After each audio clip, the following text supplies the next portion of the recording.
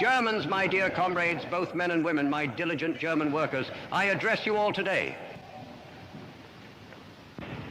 When I speak to you today, and in doing so address millions of other diligent German workers, both men and women, who contribute so much to our nation, I believe I have a more profound and legitimate right to do so than anyone else, given my unique position and experiences. I have grown up from among you. I have stood among you myself. For 4.5 years of war, I was once again right among you. And then, through hard work, through learning, and I can say through hunger, I slowly worked my way up. In my innermost being, I have always remained what I was before. However, I did not count myself among those who, at that time, turned against the interests of their own nation. I was convinced that the fate of the nation had to be represented, or else the entire people would sooner or later suffer terribly within the state. That is what separated me from the others, who, in the critical time at the end, turned against Germany. Not only the German people, but the other nations as well, are witnesses to the effects of this treaty. The theory that the victor and the vanquished must now remain in their respective positions for all eternity. This theory led to new hatred in the world, to perpetual unrest, to insecurity, to mistrust on one side and resentment on the other. The world was not satisfied, as was claimed at the time. On the contrary, the world has been plunged into ever new disputes and ever new conflicts. And just as insane was the second thesis, that if they were defeated, they must also be destroyed economically, so that the victor would fare better economically. An insane thesis, which, however, runs like a red thread through the entire Treaty of Versailles and ultimately leads to the attempt over the course of 10 years to burden the economy of a great nation on the one hand with unbearable loads, and on the other hand to destroy it as much as possible, cutting off all its opportunities. We then experienced the consequences of how Germany was finally forced to fulfill its economic obligations, to throw its economy more and more onto the export market under all conditions, and how international competition began here, how the political debt was gradually transformed into economic debts.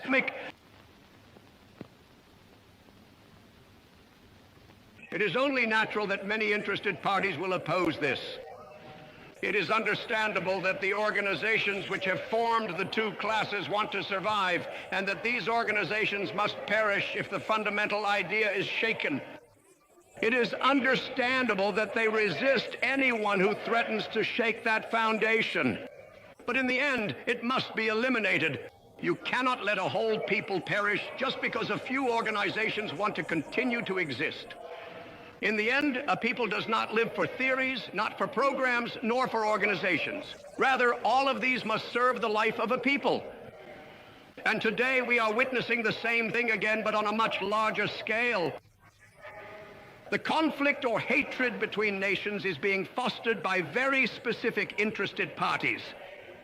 It is a small, rootless international clique that incites nations against each other, that does not want them to find peace. These are the people who are at home everywhere and nowhere, who have no roots in any soil where they have grown, but who may live in Berlin today, just as easily be in Brussels tomorrow and the day after in Paris or Prague or Vienna or London, and who feel at home everywhere. They are the only ones who can truly be described as international elements, because they can conduct their business anywhere. But the common people, the ordinary citizens, cannot truly follow them. The populace is inextricably chained to their ancestral land. They are bound to their cherished homeland, and they are fundamentally tied to the very means of existence of their sovereign state, their beloved nation. The people cannot go after them. The diligent farmer is inextricably tied to his fertile land. The hard-working worker is deeply attached to his rugged mountain. If either of their livelihoods goes under, who indeed will genuinely help them in their time of great need? What does international solidarity mean today? It's all just theory in a time when need cries out everywhere and nations must struggle hard just to exist. It was not the intellectual classes that gave me the courage to begin this gigantic task, but I can say that I only found the courage because I knew two groups, the farmer and the German worker. When a man makes a name for himself through his own efforts, a name that every child in the nation knows, then he doesn't need a title, he doesn't require...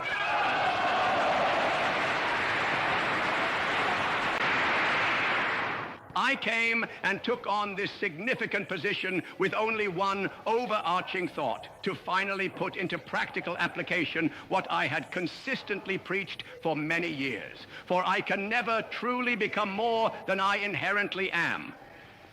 But I would like future generations to one day acknowledge that I earnestly and honestly tried to realize my program. The present can offer me nothing at all. I think only of the future, and now I wanted to work diligently, and we have indeed worked tirelessly, and in these past 9 months, we have truly achieved tremendous and remarkable things. Perhaps there will be some individuals among you who cannot possibly forgive me for having decisively destroyed the Marxist parties. But my friend, I destroyed the others just the same. You are the best.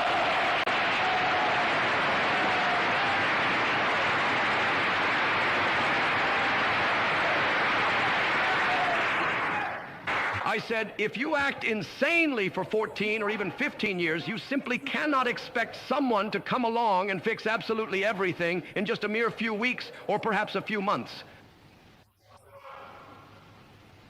If that were the case, then everyone before us would have been criminals if it were that easy. No, I said, you have to give me 4 years. Now 9 months have passed. When I came, Germany had over 6.2 million unemployed, and now there are 3,710,000. That is an achievement in 9 months that can truly be seen.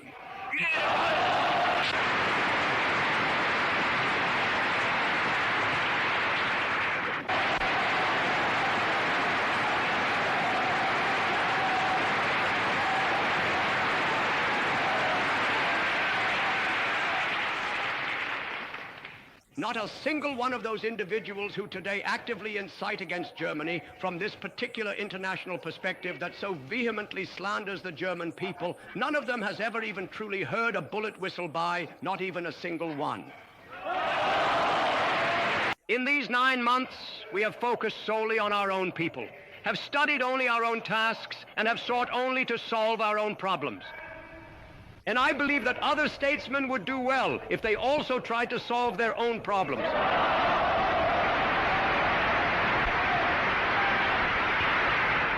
I declared that the German people have only one wish, to be able to find happiness for themselves. They should leave us in peace.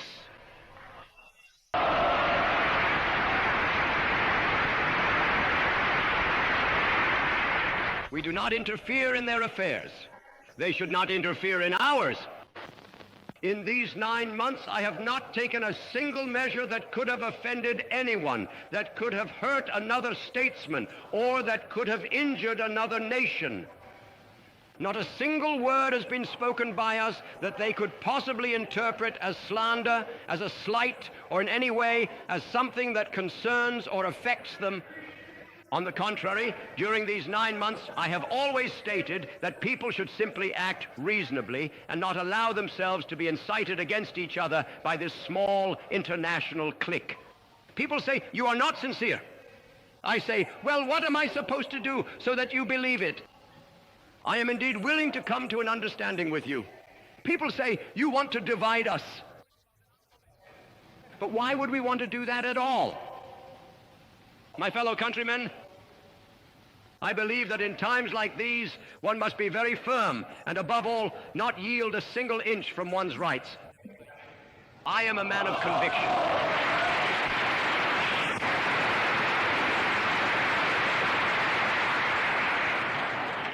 If anything truly shakes the very foundations of peace and actively breeds widespread discord, it is precisely such an unequal distribution of fundamental rights and privileges. This is true both in individual life and in the life of great nations. And I would be lying to the German people if I promised them an improvement in their economic situation without, at the same time, demanding their equal rights in the world. Because one cannot exist without the other. You should see that what I am explaining is not just the language of one individual, but that the entire people as one man, woman, and woman stand behind it. What is united today is the German people themselves, among themselves. For centuries, it has tried its fate in disunity and has suffered horrific consequences. I think it is time that we now try our fate in unity, that we now make the attempt to shape our destiny in an inseparably connected community. And I am the guarantor in Germany that this community will not tip in favor of one side. You can see me as the man who belongs to no class, who belongs to no tribe, who stands above all that. I have nothing but my connection to the German people. And for me, it is so. What do I care about intellectuals? What do I care about my so-called bourgeois? What do I care about proletarians? The only thing that interests me is the German people and nothing else. That is where I belong. And for this German people as a whole, I stand up. And I want to present this German people to the world on November 12th just as it is.